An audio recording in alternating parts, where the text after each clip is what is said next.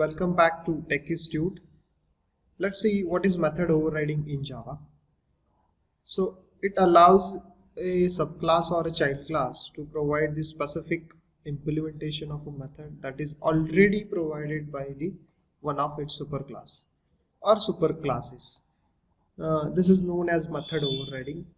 Look here, in a subclass or a child class, it is provided a specific implementation for the method which is already provided by the superclasses. That means, suppose for example, one method is available inside the superclass and its implementation is available in superclass, but whatever the implementation is available in superclass, it is as per the superclass attributes.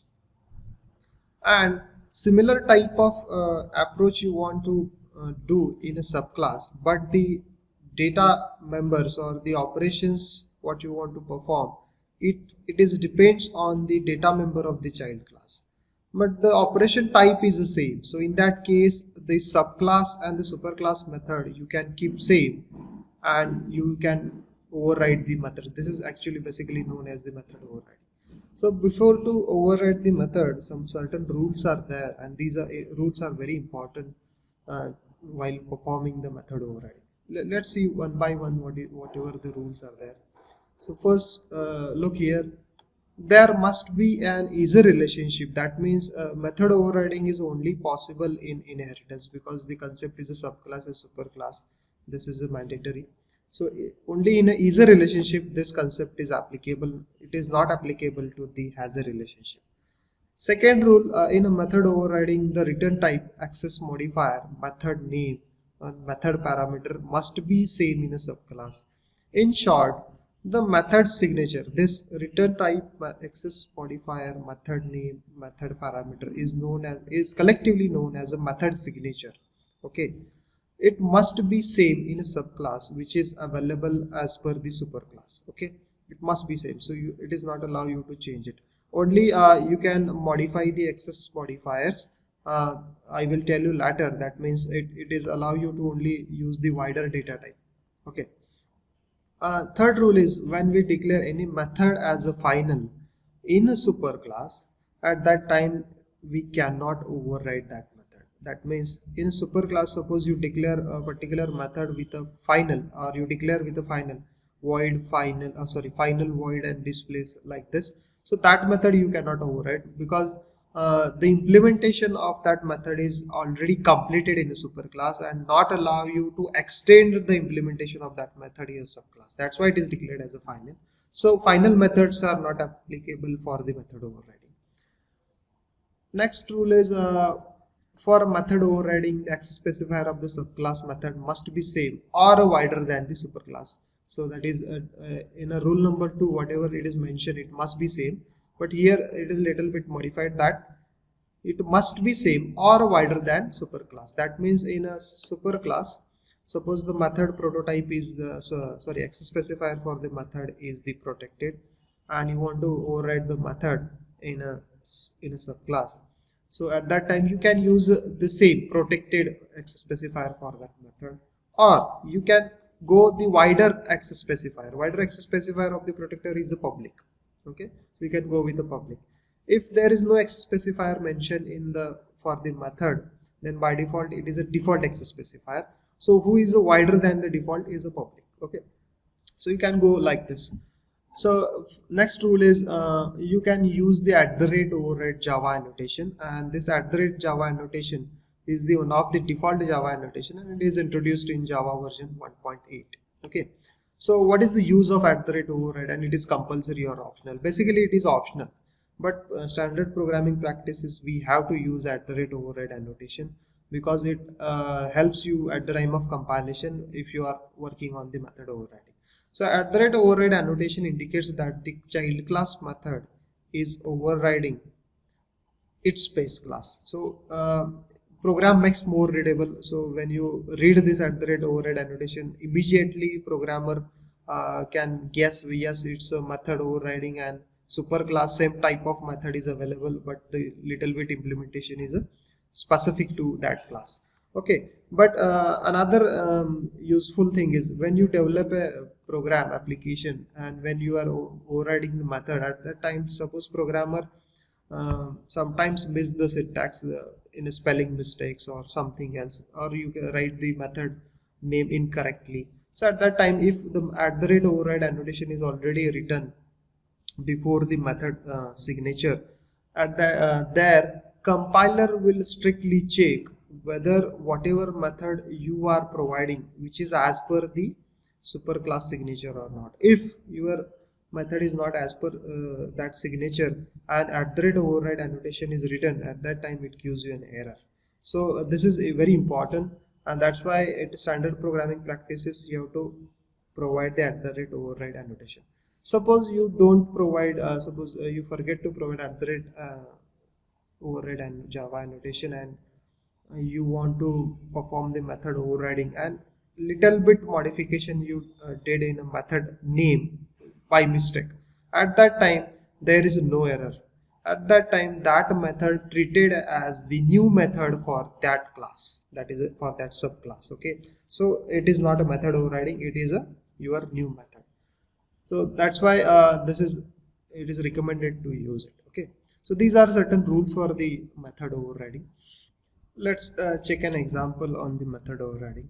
So this is first example. Now look here in this example, the class animal, and this class having one method void it implementation, and there is only one. This is testing statement. This is also a testing example. Okay, just to test the concept. So system.out.println, that is animal eating. So this is a SOP statement for the animal class inside the eat method. Now look here, the class dog is created, and this is created with the help of animal class. So that's why this is inheritance. Dog extends an animal, and dog is an animal. Correct? Dog is an animal. So it is a relationship. So here method overriding is applicable, and now here the same method is written void it, but the look here the implementation is little bit different. The first call is given to super.it.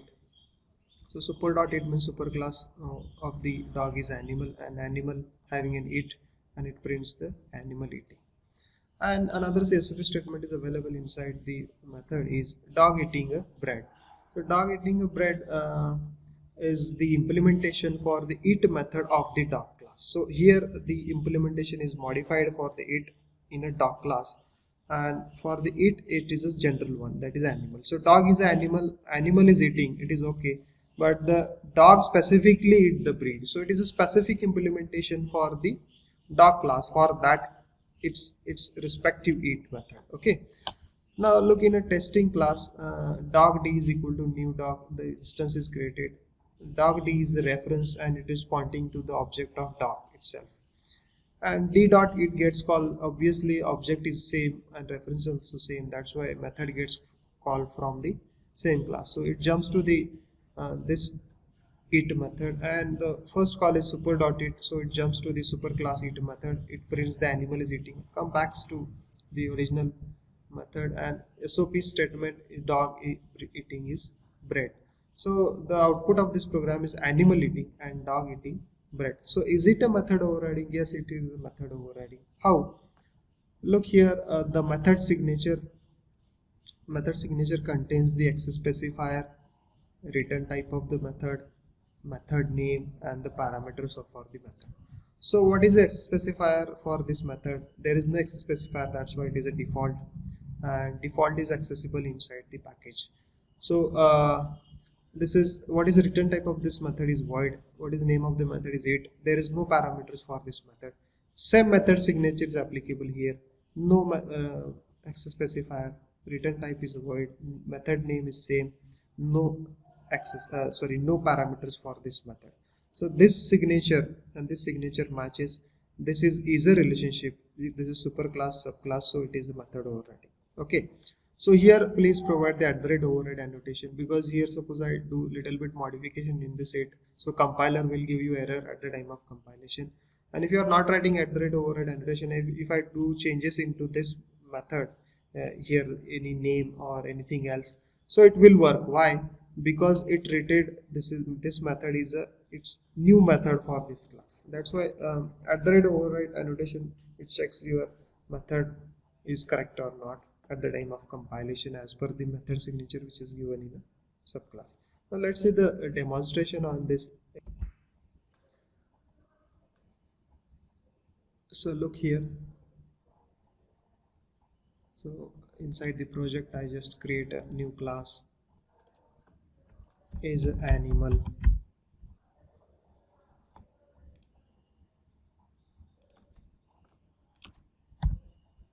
So I create a void int.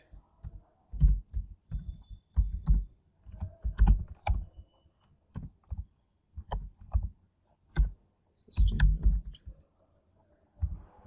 dot the println. So here animal. So it is a behavior for the animal class. Correct? Eating is a behavior for the animal class. Now I just create another class.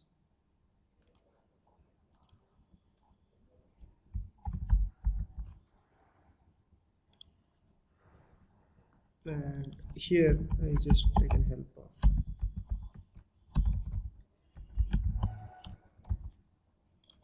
okay, and here I go like this.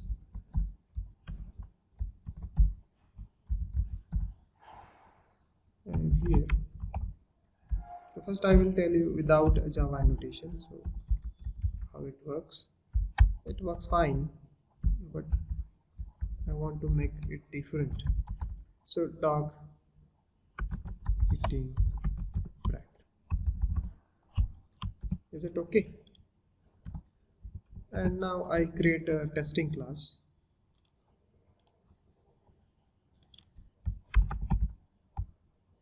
Test the animal, or you can say test the dog. I want now main method.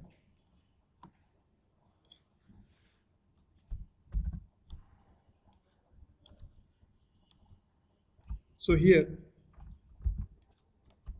dog object is equal to new dog. So default constructor gets called because there is no constructor, and then obj dot it. Now look here, when I just give a dot, it give a call to void dog. It is showing you before compilation and execution. So it is a intelligence available in Eclipse. So obviously I want to call this it.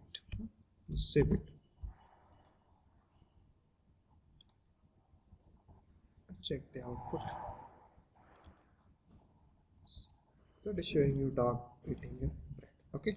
Now just come back. Is it a method overriding? Yes, it's a method overriding. Just come back to the dog class. Look here. Suppose I just check the rules for first. Whatever the rules, we just cross check these rules. Let's check the rule for the method overriding. So what is a relationship is there? Yes, it's is a relationship is available. Method overriding, return type, access specifier, access modifier, method name, method parameters are same. Yes, it is the same. When we declare any method as a final in a superclass, at that time we cannot override that method. So we will check the third rule. Okay. So look here, animal. If I declare with a final, okay, just check it. Now here it is okay, but in a dog class, look, it is giving me error. Yes, it is red mark. Just read the error. Remove the final modifier of animal int. Okay, so this rule is correct. So you cannot override the final method in a subclass. So final methods you cannot override because final means the implementation is fully completed in that class, and it is not allow you to extend these methods. Okay, in a derived classes, in a subclasses. So this is next rule is for the method overriding, access specifier of the subclass method must be same or wider than the superclass. Let's check it. Look, what is the access specifier for the void it? access specifier for the void, it is the default. Yes, there is no access specifier. Here also it must be same, it is the same, right? Or it must be wider. So can I make it public here? Just check it. So it works. Just check it. Dog eating is bread. So it should be wider. So if I do like this private, it is giving me error. Now look the error. Change the visibility of dog eat to the package because it is not accessible first thing outside the class. So I will just make a comment for this. And here look at, still there is error. Cannot reduce the visibility of the inherited method from the animal, correct? So here it does not allow you to do this, so it removed. Okay, what is the wider access specifier? Suppose here I make it public in an animal class. So in a dog class it must be same, that means it must be same, or it must be wider access specifier. There is any wider access specifier than the public? There is no any access specifier wider than the public. Public is the most wider. Yes, so here you have to compulsory use a public. Here if you do the default, no, there is error. Okay, are you getting? So look here, there is error. So suppose here I do like this, protected.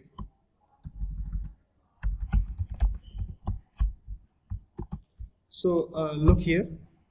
So if I use a protected, so here it should be public. Okay, so now error is gone.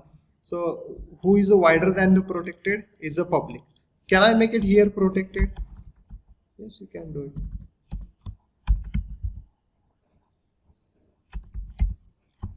It works. Same is, there is no problem for the same access specifier or the wider. Okay, you cannot do it lesser access specifier. Okay, and so it gives you error because it is a default. Look here, if there is no any access specifier in an animal, and can I go like here as a protected? Now look, this is very important. Look, it works. That means look the access specifier, who is wider now. So I will do like this. So I will just try. So I will draw one.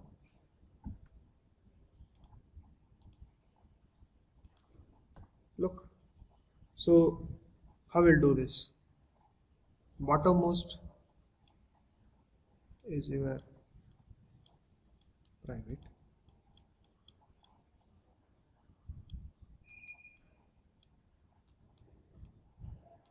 Now wider than private is a default.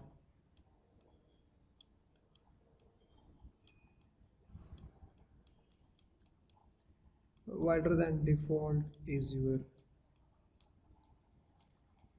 protected.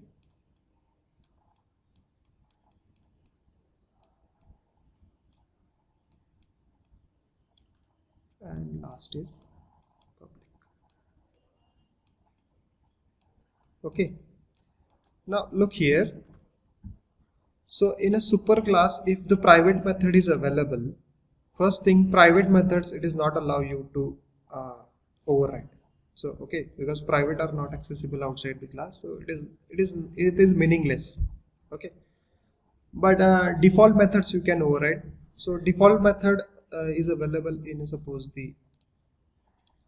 this default access specifier. Default, this is a default, right? So default, if there is a default in a subclass, you can do it either a default or you can wider. Protected and public is applicable. So here you can go like this, default or protected or public. So all things are valid because it must be same or wider. Okay, is it okay? If now go one by one, if it is a protected in a super class, so it must be either a protected, yes, who is a wider than protected is a public, not a default.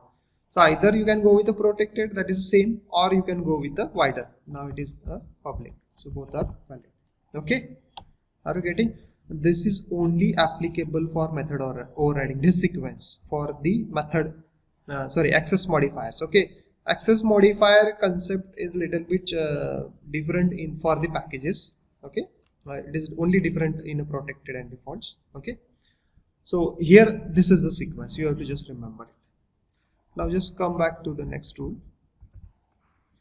So at the rate override annotation, so I just clear the screen. So at the rate override annotation is one of the default Java annotation, and it can be introduced in Java version. Now look here, at the rate override annotation indicates for the method overriding and how it gives an error for compile time. So I just want to show you. So here I will make it is public. Okay, now it is okay, and now here it is recommended to go like this, O capital override, so it works fine. Yes, spelling mistake. So it works fine, no doubt. Now suppose I try to modify here something is like this, it to. Now it is showing me error. Look, method it2 type doc must override or implement super type. Why it is showing me error? Because I am writing at rate override annotation. If I remove this, there is no problem. Look, it works fine. Are you getting? Yes. So at the rate override annotation basically checks whether the method signature compulsory matches or not. So if I am writing,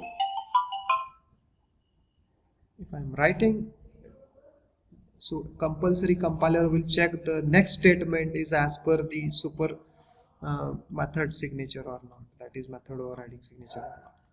So this is the annotation, this is the use of at the rate override annotation. Okay, so here is the example. If I do like this and if I remove the at the rate override annotation, it works.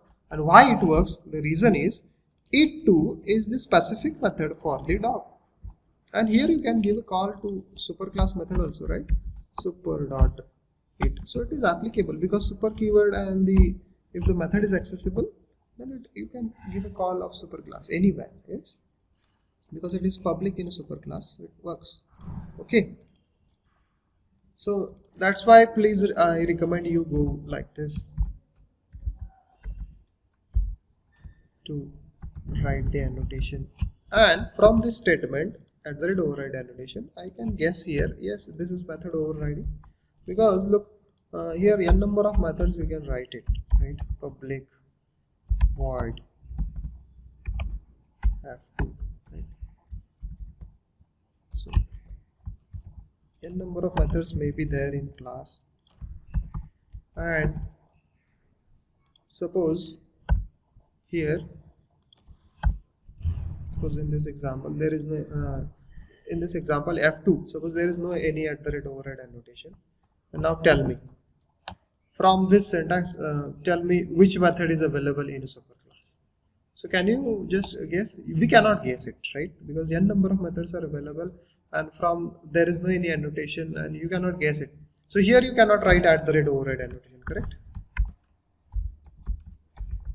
Why it does not allow you to write here? Because look here, f2 is not available in animal class, so obviously at the rate override annotation is not applicable to f2. Yes, but here it is applicable, and if you provide this from this statement, you can say it is a method overriding, and you can cross check just this method is available in the superclass and the method implementation is available in superclass. Okay, it depends method implementation is available in superclass or not, because in abstract classes it is not available. Okay, now these are overall about the method overriding. Now let's check the another real-time example. So example 2. So that is a bank. Now look here, in this example bank is your superclass and SBI, ICI, ICICI, Axis, these are the subclasses. But SBI is a bank, yes. ICICI is a bank, yes. Axis is a bank, yes. So whatever the rules are defined in a bank is applicable to SBI, ICICI, Axis. Okay. And here the get rate of interest is one of the method is given in a bank class. But some rules are common for all banks, which is given in a bank class. But some rules are specific for the SBI. Some rules which is specific to ICI, ICCI and Axis. And these rules are defined by the SBI and it is applicable only for the SBI customers. And these rules are applicable for the only ICICI customers. And this is get interest rate rules are applicable only for the Axis Bank. Axis Bank. So suppose interest rate, these are depends on the bank to bank, and the rate of interest varies according to the its rules regulations. So for example, SBI, ICICI and Axis banks could provide the 8%, 7% and 9% of the interest rate, and maybe the calculation may be the different. It depends on the floating, it depends on the you can say the fixed interest rate for the calculation. So it depends on the how they apply the rule. Okay, but the whatever the output you are getting from this method is a rate of interest. Okay, so the behavior type is the same, only the procedure is different. So in that case method overriding helps you. So that's why we are keeping the names are same. Okay, so some rules applicable as per in SBI, it is okay, but they provide its own implementation inside this, and we can take help of this also and this also, and that's why we have to provide the method overriding. Okay, so this is the perfect real-time example, real scenario for the method overriding, why we have to perform the method overriding. Is it okay? So if you have any doubt, you can just make a comment in the comment box. So thank you.